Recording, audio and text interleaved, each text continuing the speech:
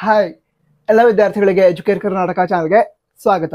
2024ರಲ್ಲಿ KCET exam ಬರೆದು counselling ಅಲ್ಲಿ ನೀವು ಪಾರ್ಟಿಸಿಪೇಟ್ ಮಾಡಬೇಕು ಅಂತ ಹೇಳಿದ್ರೆ ನಿಮಗೆ KCET ಡಾಕ್ಯುಮೆಂಟ್ ವೆರಿಫಿಕೇಶನ್ ಸ್ಲಿಪ್ ಏನಿದೆ ಅದ್ರ ಬಗ್ಗೆ ಗೊತ್ತಿರಬೇಕು. ಅದಕ್ಕೋಸ್ಕರನೇ ಈ ವಿಡಿಯೋದಲ್ಲಿ ನಾವು KCET ಡಾಕ್ಯುಮೆಂಟ್ ವೆರಿಫಿಕೇಶನ್ ಸ್ಲಿಪ್ ಬಗ್ಗೆ ಡೀಟೇಲ್ ಆಗಿ ತಿಳಿದುಕೊಳ್ತಿದ್ದೀವಿ. ನಂತರ ವಿದ್ಯಾರ್ಥಿಗಳಿಗೆ ಹೆಲ್ಪ್ ಆಗುವಂಥ ವಿಡಿಯೋಗಳನ್ನು ನಾವು ಕಂಟಿನ್ಯೂಸ್ ಆಗಿ ಅಪ್ಲೋಡ್ ಮಾಡ್ತಿರ್ತೀವಿ. ನಮ್ಮ ವರ್ಕ್ ನಿಮಗೆ ಇಷ್ಟ ಆಗ್ತದ್ರೆ ವಿಡಿಯೋನ ಲೈಕ್ ಮಾಡಿ ನೀವು ಸಪೋರ್ಟ್ ಅನ್ನು ತಿಳಿಸಿ. ಹಾಗೆ ಈ ಚಾನಲ್ ಅನ್ನ ತಪ್ಪದೆ ಸಬ್ಸ್ಕ್ರೈಬ್ ಕೂಡ ಮಾಡಿ. ಸರಿ, ಈಗ ವಿಷಯ ತಿಳ್ಕೊಳ್ತಾ ಹೋಗೋದಾದ್ರೆ KCET ಡಾಕ್ಯುಮೆಂಟ್ ವೆರಿಫಿಕೇಶನ್ ಸ್ಲಿಪ್ ಅಂದ್ರೆ ಏನು ತಿಳ್ಕೊಳ್ಳೋದಾದ್ರೆ KCET ಡಾಕ್ಯುಮೆಂಟ್ ವೆರಿಫಿಕೇಶನ್ ಆದ್ಮೇಲೆ ವಿದ್ಯಾರ್ಥಿಗಳಿಗೆ ಡಾಕ್ಯುಮೆಂಟ್ ವೆರಿಫಿಕೇಶನ್ ಸ್ಲಿಪ್ ಅಂತ ಕೊಡ್ತಾರೆ. ಆ ಡಾಕ್ಯುಮೆಂಟ್ ವೆರಿಫಿಕೇಶನ್ ಸ್ಲಿಪ್ ಮೇಲೆ ನೀವು ಅಪ್ಲಿಕೇಶನ್ ಆಗಬೇಕಾದ್ರೆ ಯಾವ್ಯಾವ ಕೋಟಾವನ್ನ ಕ್ಲೇಮ್ ಮಾಡಿದಿರಾ, ಸೊ ಡಾಕ್ಯುಮೆಂಟ್ ವೆರಿಫಿಕೇಶನ್ ಆದ್ಮೇಲೆ ನಿಮಗೆ ಯಾವ್ಯಾವ ಕೋಟಾ ಅಪ್ಲೈ ಆಗತ್ತೆ, ನಂತರ ನಿಮ್ಮ ಹೆಸರು, ಪೇರೆಂಟ್ಸ್ ಹೆಸರು, date of birth, CET number, ನಂತರ ರ್ಯಾಂಕಿಂಗ್, ಈ ಎಲ್ಲಾ ಡೀಟೇಲ್ಸ್ ಡಾಕ್ಯುಮೆಂಟ್ ವೆರಿಫಿಕೇಶನ್ ಸ್ಲಿಪ್ ಮೇಲೆ ಇರುತ್ತೆ. ನಂತರ ಈಗಾಗಲೇ ಹೇಳಿದೆ ನಿಮ್ಮ ಡಾಕ್ಯುಮೆಂಟ್ ವೆರಿಫಿಕೇಶನ್ ಆದ್ಮೇಲೆ ಡಾಕ್ಯುಮೆಂಟ್ ವೆರಿಫಿಕೇಶನ್ ಸ್ಲಿಪ್ ಅನ್ನ ಕೊಡ್ತಾರೆ ಅಂತ. ನಂತರ ಈ ವರ್ಷ ಡಾಕ್ಯುಮೆಂಟ್ ವೆರಿಫಿಕೇಶನ್ ಏನಿದೆ ಅದು ಅಪ್ಲಿಕೇಶನ್ ಜೊತೆಗೇನೆ ಆಯ್ತು. ಅದಕ್ಕೋಸ್ಕರ ಈಗ KCET ರ್ಯಾಂಕಿಂಗ್ ಏನು ಅನೌನ್ಸ್ ಆಗುತ್ತೆ ಅದರ ನಂತರ ವಿದ್ಯಾರ್ಥಿಗಳಿಗೆ ಡಾಕ್ಯುಮೆಂಟ್ ವೆರಿಫಿಕೇಶನ್ ಸ್ಲಿಪ್ ಅನ್ನ ಪ್ರೊವೈಡ್ ಮಾಡ್ತಾರೆ. ನಂತರ ಅದೇ ಹೇಳಿದಲ್ವಾ, ಡಾಕ್ಯುಮೆಂಟ್ ವೆರಿಫಿಕೇಶನ್ ಸ್ಲಿಪ್ ಮೇಲೆ ಈಗಾಗಲೇ ಹೇಳಿದಂತಹ ಡೀಟೇಲ್ಸ್ ಏನಿದೆ, ನಿಮ್ಮ ಹೆಸರಾಗಿರಬಹುದು, ರ್ಯಾಂಕಿಂಗ್, ಇದೆಲ್ಲ ಇರುತ್ತೆ. ಇದ್ರ ಜೊತೆಗೇನೆ ಸೀಕ್ರೆಟ್ ಕೀ ಅಂತ ಇರುತ್ತೆ. ಆ ಸೀಕ್ರೆಟ್ ಕೀ ತುಂಬಾ ಇಂಪಾರ್ಟೆಂಟ್ ಆಗಿರುತ್ತೆ. ಯಾಕಂತ ಹೇಳಿದ್ರೆ ಮುಂದೆ ನೀವು ಕೌನ್ಸಿಲಿಂಗ್ ಏನಿದೆ ಅದರಲ್ಲಿ ಪಾರ್ಟಿಸಿಪೇಟ್ ಮಾಡಬೇಕು ಅಂತ ಹೇಳಿದ್ರೆ ಡಾಕ್ಯುಮೆಂಟ್ ವೆರಿಫಿಕೇಶನ್ ಸ್ಲಿಪ್ ಮೇಲೆ ಇರುವಂತಹ ಆ ಸೀಕ್ರೆಟ್ ಕೀ ನಿಮಗೆ ಬೇಕು. ಅದಿಲ್ಲದಿದ್ರೆ ಲಾಗಿನ್ ಆಗೋದಕ್ಕೆ ಆಗಲ್ಲ.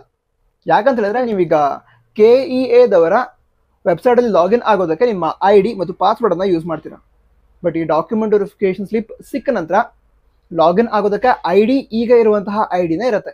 ಬಟ್ ಪಾಸ್ವರ್ಡ್ ಬದಲಿಗೆ ಆ ಒಂದು ಡಾಕ್ಯುಮೆಂಟ್ ವೆರಿಫಿಕೇಶನ್ ಸ್ಲಿಪ್ ಮೇಲೆ ಇರುವಂತಹ ಸೀಕ್ರೆಟ್ ಕೀ ಏನಿದೆ ಅದನ್ನು ನೀವು ಯೂಸ್ ಮಾಡಬೇಕಾಗತ್ತೆ. ಅಂದ್ರೆ ನಿಮ್ಮ ಯೂಸರ್ ID ಮತ್ತು ಸೀಕ್ರೆಟ್ ಕೀ ಅದನ್ನ ಯೂಸ್ ಮಾಡಿ ನೀವು ಲಾಗಿನ್ ಆಗಬೇಕು.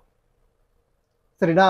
ಅದರ ನಂತರ ಈಗ ರಿಸಲ್ಟ್ ಬಂದ ನಂತರ ಅದರ ನೆಕ್ಸ್ಟ್ ಪ್ರಾಸೆಸ್ ಏನಂತ ಹೇಳಿದ್ರೆ ಆಪ್ಷನ್ ಎಂಟ್ರಿ. ಸೊ ಆ ಆಪ್ಷನ್ ಎಂಟ್ರಿಗೆ ನೀವು ಲಾಗಿನ್ ಆಗೋದಕ್ಕೂ ಕೂಡ ಆ ಒಂದು ಸೀಕ್ರೆಟ್ ಕೀ ಬೇಕಾಗುತ್ತೆ. ಅದರ ನಂತರ ಮುಂದೆ first round, second extended round, ಈ ರೀತಿ ಕೌನ್ಸಿಲಿಂಗ್ ನಡೆಯುತ್ತಲ್ವಾ. ಸೊ ಆ ಕೌನ್ಸಿಲಿಂಗ್ ಅಲ್ಲಿ ಪಾರ್ಟಿಸಿಪೇಟ್ ಮಾಡೋದಕ್ಕೆ ನೀವು ಲಾಗಿನ್ ಆಗೋದಕ್ಕೂ ಕೂಡ ಆ ಡಾಕ್ಯುಮೆಂಟ್ ವೆರಿಫಿಕೇಶನ್ ಸ್ಲಿಪ್ ಮೇಲೆ ಇರುವಂತಹ ಸೀಕ್ರೆಟ್ ಕೀ ನಿಮಗೆ ಬೇಕು. ಅದು ಇಲ್ಲದೆ ಇದ್ರೆ ಲಾಗಿನ್ ಆಗೋದಕ್ಕೆ ಆಗಲ್ಲ.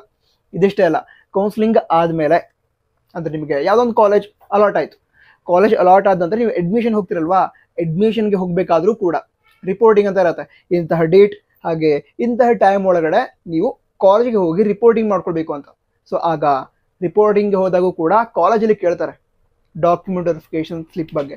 ಅದಕ್ಕೋಸ್ಕರನೇ ಡಾಕ್ಯುಮೆಂಟ್ ವೆರಿಫಿಕೇಶನ್ ಸ್ಲಿಪ್ ತುಂಬಾ ಇಂಪಾರ್ಟೆಂಟ್ ಆಗಿರುತ್ತೆ. ಸೊ ಆ ಡಾಕ್ಯುಮೆಂಟ್ ವೆರಿಫಿಕೇಶನ್ ಸ್ಲಿಪ್ ಅನ್ನ ಸೇಫ್ ಆಗಿ ಇಟ್ಕೊಂಡ್ರಿ. ಹಾಗಿದ್ರೆ ಡಾಕ್ಯುಮೆಂಟ್ ವೆರಿಫಿಕೇಶನ್ ಸ್ಲಿಪ್ ಎಲ್ಲಿ ಸಿಗುತ್ತೆ ಏನು ತಿಳ್ಕೊಳ್ತಾದ್ರೆ, ಈಗ KEA ವೆಬ್ಸೈಟ್ ಮೂಲಕ ನೀವು ಅಪ್ಲಿಕೇಶನ್ ಹಾಕಿದ್ರಿ, ಅದ್ರ ಹತ್ರ ಎಕ್ಸಾಮ್ಗೋಸ್ಕರ KCET ಅಡ್ಮಿಟ್ ಕಾರ್ಡ್ ಅನ್ನು ಕೂಡ ಡೌನ್ಲೋಡ್ ಮಾಡ್ಕೊಂಡಿದ್ರಿ. ಅದೇ ರೀತಿ ನಿಮ್ಮ KCET ರ್ಯಾಂಕಿಂಗ್ ಅನೌನ್ಸ್ ಆದ್ಮೇಲೆ ಡಾಕ್ಯುಮೆಂಟ್ ವೆರಿಫಿಕೇಶನ್ ಸ್ಲಿಪ್ ಅನ್ನ ಡೌನ್ಲೋಡ್ ಮಾಡ್ಕೊಳ್ಳೋದಕ್ಕೆ ಡೇಟ್ ಅನ್ನು ಅನೌನ್ಸ್ ಮಾಡ್ತಾರೆ. ಅದರ ನಂತರ ನೀವು ಆ ಡಾಕ್ಯುಮೆಂಟ್ ವೆರಿಫಿಕೇಶನ್ ಸ್ಲಿಪ್ ಅನ್ನ ಡೌನ್ಲೋಡ್ ಮಾಡಿಕೊಂಡು ಅದರ ಪ್ರಿಂಟ್ ಔಟ್ ಅನ್ನ ತೆಗೆದುಕೊಳ್ಬೇಕು KEA ದವರ ಅಫಿಷಿಯಲ್ ವೆಬ್ಸೈಟ್ ಇಂದ. ನಂತರ ಇದಿಷ್ಟು ವಿಷಯಗಳಾಗಿತ್ತು. ಬೇರೆ ಡೌಟ್ಸ್ ಇದ್ರೆ ತಪ್ಪದೆ ಕಮೆಂಟ್ ಬಾಕ್ಸ್ ತಿಳಿಸಿ. ನಂತರ ನಮ್ಮ ವಾಟ್ಸಪ್ ಚಾನಲ್ ಹಾಗೆ ಇನ್ಸ್ಟಾಗ್ರಾಮ್ ID ಇದೆ, ಅಲ್ಲಿ ಕೂಡ ಫಾಲೋ ಮಾಡಿ. ಲಿಂಕ್ ಡಿಸ್ಕ್ರಿಪ್ಷನ್ ಅದೇ ರೀತಿ ಟಾಪ್ ಕಮೆಂಟ್ ಬಾಕ್ಸಲ್ಲಿ ಇರುತ್ತೆ. All the best. ಜೈ ಹಿಂದ್, ವಂದೇ ಮಾತರಂ.